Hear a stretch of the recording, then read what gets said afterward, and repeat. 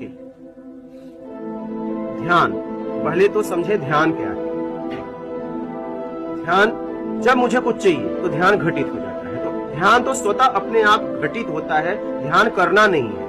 ध्यान स्वाभाविक घटित हो रहा है। ध्यान को समझना है घटित कहाँ हो रहा है। जो मुझे चाहिए उस पे ध्यान घटित हो जाता है। जैसे मुझे भोजन चाहिए, ध्यान कहाँ चला जाता है? भोजन पे। भोजन को मिल गया तो ध्यान कहीं और चला जाता है। हमारी जरूरतों में ध्यान घूम रहा है।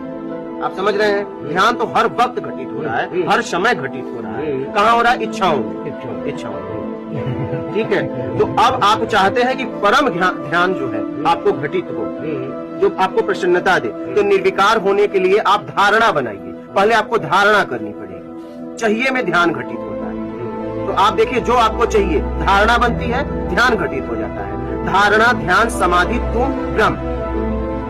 समझ रहे हैं?